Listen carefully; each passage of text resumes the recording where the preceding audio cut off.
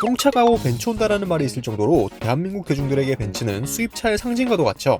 프리미엄에 걸맞은 브랜드 이미지와 고급스러운 디자인 덕분에 국내 소비자들에겐 현실적인 드림카가 되기 충분했습니다.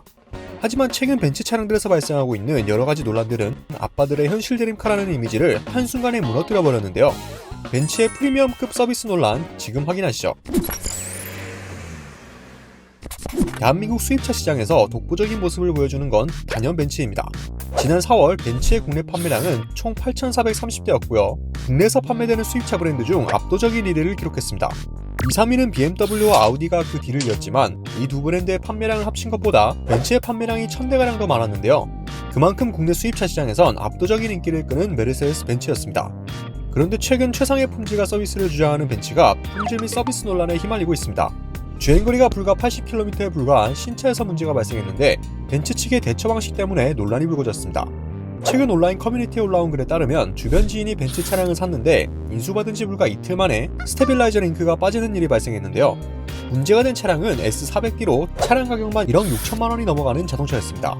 게시글엔 함께 첨부된 사진을 통해 링크의 연결 부분이 완전히 노출된 것을 볼 수 있는데요. 사진 속의 스테빌라이저 링크는 완전히 휘어진 모습이었습니다. 이에 작성자는 스테빌 링크에 물리적 충격이 가해져 휘어지게 되었고 상대 파트부트에 간신히 붙어 있다가 코너에서 이탈한 것으로 보인다. 하지만 운전자 실수라고 보기엔 주변에 파손 흔적 없이 스테빌 링크만 콕 찍어서 파손이 가능할까라는 생각이 든다. 그것도 출고한 지 이틀밖에 안 됐다는 점도 있고라며 운전자 부주의는 아닌 것 같다는 의견을 냈는데요. 이에 작성자의 지인도 인수 전 사고나 결함을 의심하고 있다고 덧붙였습니다. 그도 그럴 것이 차주가 세단인 S클래스를 가지고 험로 주행이나 오프로드를 즐길 것도 아니고 단순히 시내 주행만 했다고 주장했기 때문인데요. 그러나 이런 여러가지 의혹이 있음에도 불구하고 벤츠 코리아 측에선 차량의 상태를 살펴본 결과 주행 중 충격을 받아서 해당 결함을 운전자 부주의로 인한 과실로 주장했습니다. 이런 벤츠 측의 주장의 작성자도 혹시나 해서 이전 S클래스들에서도 이런 증상이 있었는지 찾아보았지만 일반적인 도심 주행 상황에서 운전자의 부주의로 스테빌라이저 링크가 빠지는 사례는 찾아볼 수 없었다고 전했습니다. 해당 소식은 저희가 최근에 따로 영상으로도 전해드린 바 있죠. 출고된 지 이틀밖에 안 된 신차에서 그것도 시내 주행만 하며 주행거리가 80km에 불과한 자동차에서 문제가 발생했으며 하부에 다른 충격이 전해진 모습조차 없었습니다. 그럼에도 벤츠는 소비자 과실을 주장하고 있으니 네티즌들 역시 불같은 반응을 보일 수밖에 없었죠. 주행거리 80km면 불박 다 까보면 확인될 거다. 저거 빠질 정도면 기록 안 될 리가 없다. 웬만한 충격으로 빠지는 게 아닌데 도로 위 크고 작은 요철에도 튼튼한 거다. 주행 중 충격으로 빠지면 그게 어떻게 고객 부주의인지 이해가 안 간다. 캠핑장 바닥 다 긁어도 안 빠지는 게 스테빌 링크다라며 벤츠 코리아의 대처에 부정적인 반응을 보여줬습니다. 벤츠 측의 대처가 논란이 되는 문제는 이뿐만이 아니었는데요. 앞서 소개한 스테빌라이저 링크는 하나의 사례일 뿐이고요. 또 저희가 최근에 전해드렸던 시동 꺼짐 문제도 있고 최근 벤츠가 밀고 있는 48V 하이브리드 배터리 논란도 화제가 되고 있죠.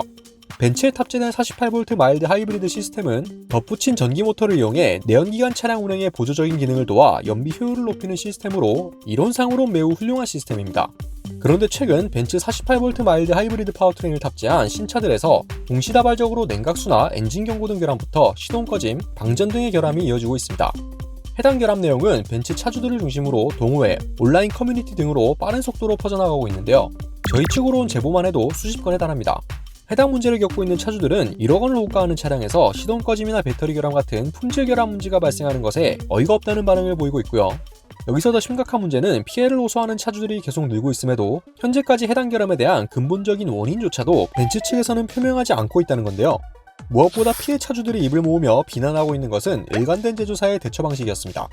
피해 차주들은 차를 구입한 딜러에게 따졌지만 딜러에게 돌아온 답변은 원인 모른다, 기다려달라, 우리도 모르겠으니 벤츠 코리아 측에 물어봐라, 자꾸 귀찮게 하면 대차도 없다라며 결함으로 이미 감정이 상해 있는 소비자에게 오히려 감정적인 대응을 하는가 하면 회사와 연락이 안 되니 자비로 견인차 불러 철수할 것을 권고하는 일까지 벌어졌습니다. 소비자들이 국산차 대신 수입차를 사는 이유는 다양하죠. 단지 수입 브랜드라는 이유만일 수도 있고 국산차와 비슷해진 가격이라는 이유일 수도 있습니다.